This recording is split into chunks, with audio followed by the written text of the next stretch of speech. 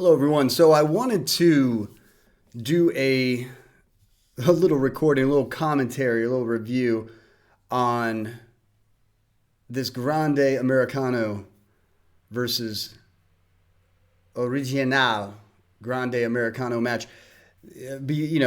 After it was shown on the latest Monday Night Raw, like post show, like right at the end, they went ahead and showed you this match because it was so great. So it got so much buzz that they felt the need to show it, which rightly so. This match was better than anything that was shown on Monday Night Raw, and I think they knew that even going in. Says a lot, okay, about what is going on with the mainstream product versus what they have going on with the AAA product, and what the Undertaker, Mark Calloway, is doing down there. He is essentially managing the show, much in the same vein that Triple H manages the creative on the mainstream, Monday Night Raw, SmackDown, the PLEs. But Mark Calloway, The Undertaker, he's doing it almost in the same vein as how Triple H was doing it with the NXT Black and Gold days. Okay, there was a time when Triple H was doing creative. He was essentially running the whole show down in NXT, and every single week, fans of the show would tune in and look forward to what was presented when they would have a PLE type card or show that had like big match feeling, maybe 15,000 in attendance. They would do that once a month for NXT. We were very much invested, and the crowd was invested, and that is exactly the type of feel that you got for AAA with this match, with this event. And these events are free on YouTube and the WWE Network, the WWE YouTube channel. It's pretty amazing what they're offering. I definitely will check out this Saturday what they're gonna present to us post this event, this match, and I want to talk about El Grande Americano, the original El Grande Americano, right? Versus El Grande Americano, the real Grande Americano. It's going to be difficult for me to describe what happened here. But the story goes, okay. Man, it's quite an interesting take. What happened with these two? What started out as just a joke gimmick, and honestly, you can go ahead and search El Grande Americano, the history, and you'll find all kinds of story, like explanations to what happened. But this started off with a comedy gimmick. Chad Gable, who kind of prided himself as an Olympic wrestler, kind of the second coming of Kurt Angle. It's the simplest way to put it. He essentially would go on to put on a mask and don the moniker El Grande Americano, and how he was taking over the Lucha Libre world. And in fact, he had this 100-year history behind him. Somehow he managed to live for 100 years and look the way he does and move the way he does. And he would eventually get injured.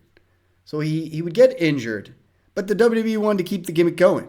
So they donned a new El Grande Americano with Ludwig Kaiser, okay? German wrestler, no less. So we have a German Grande Americano. And upon first glance, I was like, oh, this is sad, really. This is probably going to result in, just a quick program of a fake Grande Americano leading up to Chad Gable returning and beating him, and then who knows, maybe Ludwig was going to be sent out the door. That's just how bad it looked to me in my eyes. I couldn't be more wrong. I could not be more wrong about what happened. We would witness Ludwig do the real Grande Americano, and he would, he's a great wrestler in the ring. He has a great look, so that was cool. Then they brought in Chad back as the original Grande Americano, and they started the feud. Now, on Monday Night Raw and SmackDown, in American audiences, this is where it was so interesting. He was, the Chad Gable character, the original, was viewed as the face because he was the original, right? Even though throughout the whole time he was kind of a heel, and he was from the Gulf of America. He was clearly disrespectful to Lucha Libre and the Lucha Libre culture, even though, nevertheless, he comes back as the original. So he's the face, right? He's the good guy. Nevertheless, what would end up happening was that back in Mexico, the El Grande Americano, the real El Grande Americano, the Ludwig Kaiser German Grande Americano, was gaining traction with that audience. He speaks Spanish fluently. So he would speak Spanish to them. He was not, in other words, he was not trying to mock the Lucha Libre culture. He was trying to set a message that he, while being from America, can still embrace the Mexican Lucha Libre culture. And the fans took to it. So down south, he was the face, okay? And after, there would be a build that we would see take place on Raw and SmackDown, but even more so, it was taking place in AAA.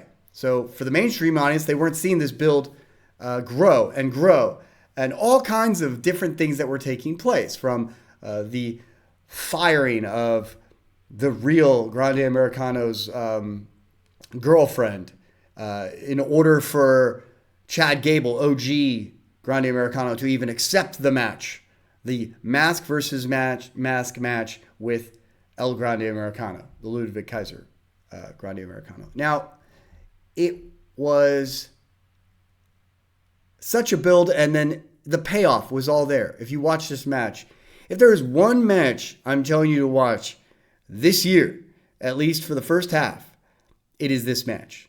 Okay, and I think I am not the only one to say that. I have to say it because it should be said by every single fan that's doing reviews of WWE content. It just has to be said. They'd have this match, and the promo packages, you could see that the tables had turned in who was the face and who was the heel. Okay? And the payoff in the match was amazing. We're going to go, I want to talk a little bit about it, and then I will get into my thoughts a little more, and then we will set up for, a Raw review. I did my notes. It took forever for me to get this ready. There's just a lot going on outside of the YouTube recordings and watching pro wrestling, right? There's always something going on in the real world, so to speak, right? I'm also going to do predictions for what's going on with SmackDown, and I will have that up. And yeah, so let's talk about it real quick. OG, all right? This thing starts off, right? And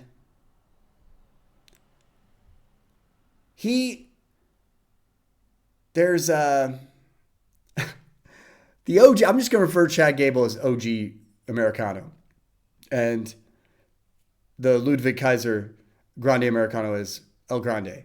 That might be the best way to go. I might switch it up a little bit, but of course, by the end of this match, there will be a new name for the Ludwig Kaiser character. So OG comes out. He even tries to steal fan's mask that the fan was holding. This guy most likely was a plug, okay, but still a great shot of the fan losing his shit over OG Grande's attempt. You have then the Ludwig Kaiser, the El Grande Americano, come out, and he's got just his most dramatic music.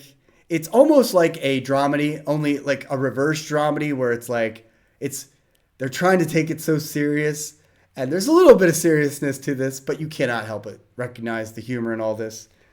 Poor Mexico. For Mexico, right? On the back of his leather jacket with streamers, black cowboy hat. He's looking like the Lone Ranger, right? This guy is like cemented his legacy is all I'm thinking of as he's coming out. He has embraced the Mexican Lucha Libre culture. He was seemingly, not embraced by the American audience. He was Gunther's second-hand man, like right-hand man, during his Imperium days. So the American audience just saw him as just, a lapdog for Gunther. And that sucks because we know anyone who watches the product enough knows that this guy was an amazing talent. And for him to now have this kind of a spot, this main event card in front of all these people, had to be easily like 25,000 people at least. I mean, I could be wrong or I'm way off. All I know is this is a big match feel, big audience, very hyped. Okay, for him to receive this kind of this reception, it's amazing. So the production of the video. Okay, now we're going to talk about how it switched between color and black and white. That being said, just the production looked amazing. Like it looked a little bit old school. It looked like something international. I love the way this production looks. Okay, it just gives it a less overly productive feel, that to the point where it's campy, which is what I see when I watch Monday Night Raw and SmackDown, and I've always seen it that way for the last like 15 to 20 years, and it's just amazing that WWE haven't figured that out. The NXT Black and Gold recognized that minimum production is better, less is more. Okay, and Mark Calloway seems to recognize that as well. Just to start this match, there's a guitar shot by the OG Americano, okay? And as soon as Real Grande Americano starts fighting back, the cheers just abrupt, okay? Most of this match, at least for the first like 3/4 of it, Chad Gable is dominating, okay? The OG Grande Americano, he's just dominating. Something as simple as a suplex by El Real Grande Americano, the real one, right? The Kaiser one. It got such a reaction. He hits the suicide dive, double drop kick. He does a double leg takedown from OG Grande that looked great. The pulling off of the gold mask off Real Grande, right? Using the ropes, that was a good spot. Side slam from El Grande. The Kaiser was excellent. Through the table. And he looked like he sold his head being hit in the back, but I really didn't see that. For some reason, the camera then goes black and white, flickers, right? Back to color, then again back during this like big strike exchange. And that was the only setback to production, and it's a big one, but didn't deviate from the entertainment. It really didn't. Didn't make me not want to stop watching or get tired of it. I was still invested. You get chants of "Yes, we can." Apparently, like El Grande Americano is, Barack Obama. The Barack Obama of Mexico is just quite amazing. Excellent blockbuster by El Grande Americano after leaping to the ropes. Right, this is the Kaiser one. He had a second win fueled by the fans. All right, very old school. More attacks from OG Americano. And he attempts to pull off the mask again, but El Grande drops OG on the steel steps outside. Again, 6th spot. And then you get Los Hermanos showing up, right? Julio and Bruno. Diving headbutt from OG Grande, very close near fall, right? After the attack by Los Hermanos. Then the friends of El Grande, the real, right? The Kaiser one. They come out to attack Julio and Bruno. And Bravo hits a splash off a very high structure. Takes out the other 3 supporting staff of the Grande Americanos. Right? And for those of you who don't know, the masks, the guys who are masked under who work for El Grande Americano, Ludwig Kaiser, is Tyler Bate and Pete Dunne. Most people don't know who they are, but they are very good wrestlers. Pete Dunne, the bruiserweight, and Tyler Bate. British wrestlers work really well together. Glad they have a place still in the WWE because you could tell they have nothing. They had nothing for them. Then Ojijos gets involved. He's a comedian. Apparently, I have no idea who this is, but he gets involved with he starts like attacking OG Grande Americano. Another blockbuster this time from the apron to the floor looked great. All right, and these spots just keep coming and coming and just adds to the energy. And it's just the flow of this match is excellent and add to the quality of this overall match. Then you get a second chair shot this time from out of nowhere. Pimpinella kind of reminds me of Dr. Frankenfurter, the way he does his makeup. He's involved. Big cheer from the audience. It's one of those things where you could not even have kept up with the storyline, but with the commentary and with the crowd reactions, you can tell that there's an involvement with him. And of course, he was part of the promo package leading up to this. But then a bull rope comes into the hands of OG Grande. Now another gimmick, another tool to be used in the ring. This is so great. Whips El Grande something fierce. Andrea then shows up, despite being fired under the influence of OG Grande, who said he would not do this match unless she was fired, right? And they're talking about this in the commentary. I don't know about this leading up to the match. I'm watching it. And that's, again, story that has been built and it's being implemented into the match. This is how you get a main event like this, all right? Especially a feud match. A feud match, more than anything, needs to have a story, okay? And this is how it's done.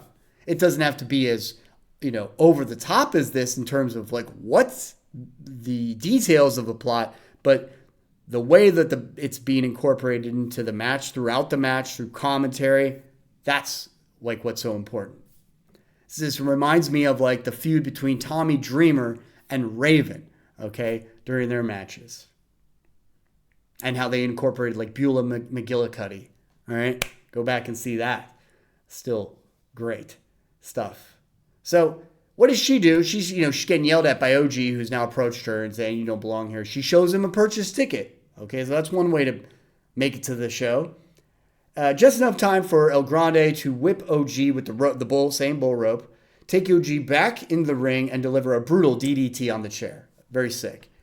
El Grande, he gets sent into a back body drop. Okay, then a moonsault from OG. Right, blood everywhere. But unfortunately, the match is in black and white, so you can't really see the red blood. That was the biggest setback of the production error issue. Eventually, OG applies the ankle lock. It is reversed into La Cabanera.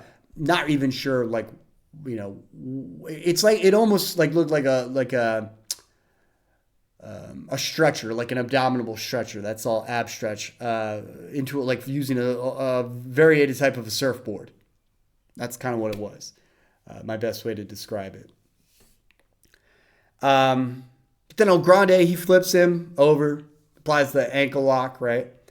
And there's just a number of counters going on here. Did almost look like OG would have won with the ankle lock, but that is not the case. OG sets up for a Chaos Theory deadlift. It's a deadlift German suplex, basically, is what they call it. They bridged it into a pin, near fall. Both are down in the corner, but get back up slowly. OG dives after El Grande, misses the target. El Grande hits his running headbutt, and he gets the 1, 2, 3, and that's it, As Graves described it, is a Lucha Libre love story, okay?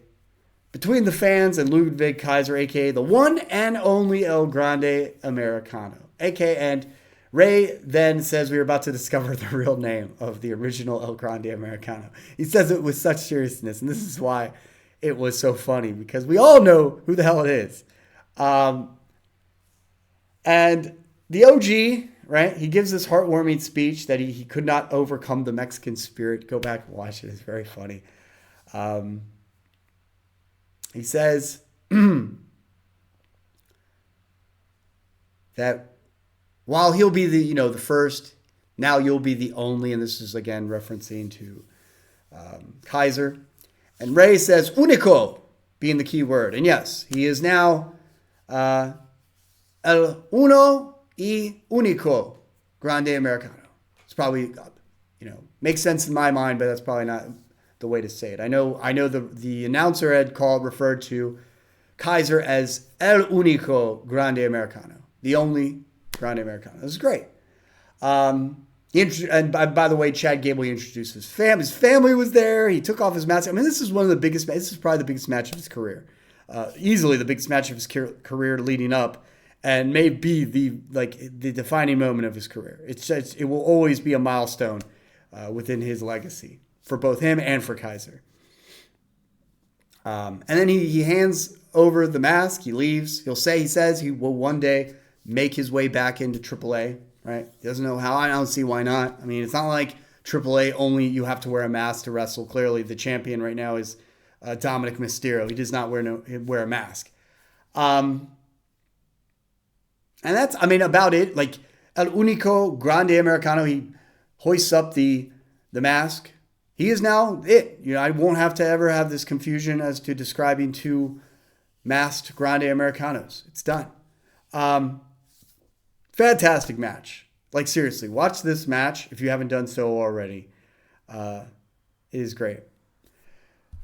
So that about wraps it up for this this review of this match.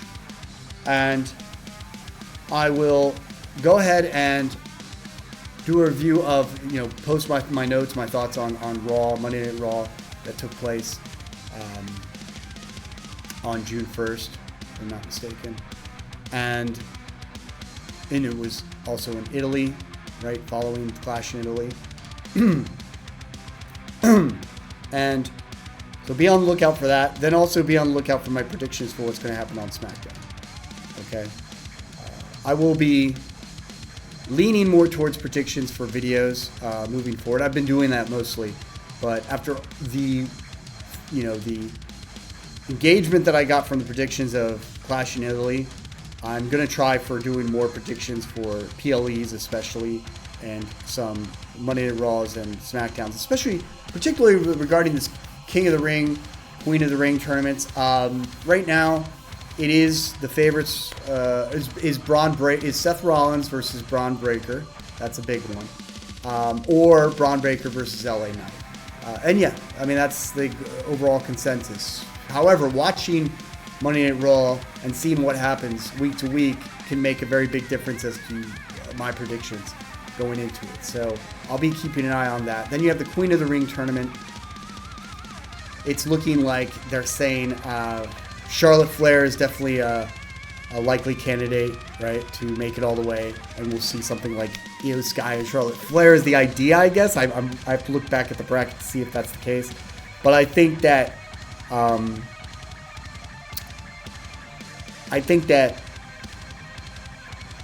don't think Charlotte should necessarily needs to be in this. I don't think this is really. I think she's already.